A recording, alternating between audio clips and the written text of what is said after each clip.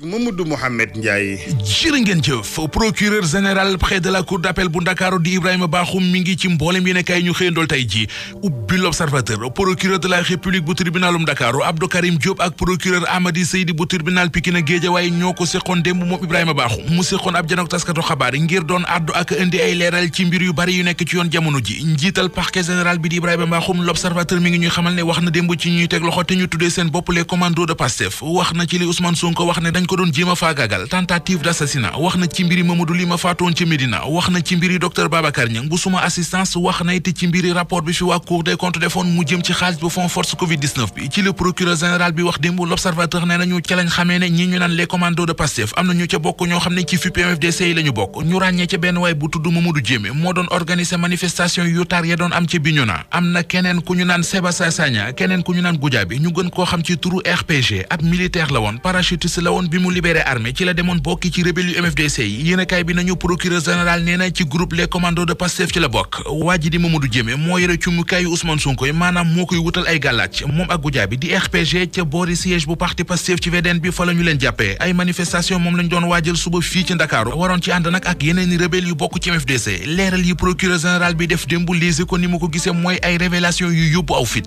témoigné nañu réquisitoire bu tar la Ibrahima Bakhoum def Sud Quotidien ne ko boole ko ay sars yu dis gan Walf Quotidien dañu wax ci xëtamu njëkk ne gaañi ci tànki tas parti Pastef ca la ñu nekk ndax dañoo njoxte ne dañoo am ay connexion ak rebelle yu MFDC yi la Sénégal bind ne procureur bi feeñal ne li ñu jàpp ne mooy projet bi waa parti Pastef doon nas ci réew mi ca projet bokk na ci lëkkaloo gu ñu lëkkaloo ak waa MFDC ay cocktail molotov yu ñu doon defoon ngir bëgg cee yëngal réew mi woote di appel bu ñu doon def jëm ci faat ay juge ay sëriñ ak i journalistes yu nekk ci réew mi journal L'Info nañu moom procureur général bi moo xam le démb ne dossier médical bu Ousmane Sonko bi ñu fekk ci suma assistance gisuñu ci dara lu ñu mën a wax lu leer ci li daloon Ousmane Sonko ba taxoon mu entré fa médecin yi ko doon traité ñoom it nangu ñu joxe benn détail bu ñu leen di auditionné luñ leen laaj ñu ne secret médical anki dina kay nañu procureur général bi nee na kii di Kaba Diakité Cheikh Kébé Yakhouba Mané ak RPG liñ doon waajal mooy jaxase réew mi ci jamono juñ doon nasi seeni pexe ci jamono joojee ca lañ leen jàppe Vox Populi bi ne procureur général bi gën naa taral mbir yi ci kaw njiital parti Pastef li Yarga Si mi ñuy tuumal ne moo sotti woon Ousmane Sonko bineegar Libération mi ngi ñuy xibaar ne génne nañu ko ca kaso ba mu ne woon démb ba defee rewaat ko tuumay sotti ni dara ngir bëgg ko nax saayal loole la ñu koy toppe mu di tuuma yooyu yéenekaay bi nee nañu Yarga Si ci jëmi boppam weddi na ko Ousmane Sonko it weddi na ko Ousmane Sonko nee na Yarga Si sama rakk la joo xam ne wóolu naa ko ñeme naa ko dénk sama bakkan àllarba ju fees dell ak danger Source A mi ngi ñuy wax ne mooy àllarbay tey ji ne Ousmane Sonko mi ngi wéy di tuumal alkaati bi ne ñoo ko bëggoon a sàkkal pexe gaaye mi di waay Yewwi Askan Wi seen manifestation bi ñu bëgg a def tey préfet aaye leen ko nee nañu dañu koy def fa la force bés bi le jour gis ne lii xeeñ ci réew mi neexul dalul am xel waaye Yewwi Askan Wi tere nañu leen seen marche tey bi waaye nee nañ dañu koy def luñ ci góobee gar ko waa kër Macky Sall di waa APR Les Échos mi ngi ñuy xamal ne fa ñu tollu tembe mu di mobilisation bi leen seen njiit Macky Sall sant wéetuñu ca ndax première dame di Marème Sall wàll la ci géew bi fas li nee na jàppale ci combat bi jàppale leen ci mobilisation bi ñiy jàppal tànk APR ca Kees Direct News mi ngi ñuy wax ne def nañu démb ab conférence de presse ñoom responsable APR boobee yéenekaay bi nee nañu président Macky Sall lañ doon waxal li ñu bëgg mooy seen waa ji di jibisi aurait fondé président Macky Sall bàyyi ko xel bu baax a baax gën koo dooleel ba mu mën a wéyal taxaw gi muy taxaw askanu Thiès Sa Thiès di rakki Balla Gaye 2 moo nekk ci xët mu njëkk sunu làmb yéenekaay bi nañu moom Sa Thiès ginnaaw bi mu amee ndam ci kaw Reug Reug Sa Thiès ma ngay foncé wutali Tapha Tine borom taq ci ripp la géant du Bawol mbooloo.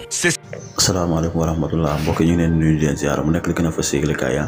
taxaw seetlu bi tey lan la rek di gudd mais dañuy wax rek mooy kàddu yu procureur bi yëkkati lu ci nekk dëgg bariwul de procureur bi day lu mu wax ak yëpp dara du ci dëgg ay wax yu ko dara lu ko wóorul lay wax ndax gis nañ bi Ousmane Sonko génnee gis nañ waxaat yi gis nañ dossier médical bi li ci nekk ak yëpp non Sénégal man ma demee ba ay procureur yi génn di wax lu dul dëgg procureur xam dañ leen di manipuler Sénégal yàqu na quoi jërë ngeen jëf mu nekkoon seen taxaw seetlu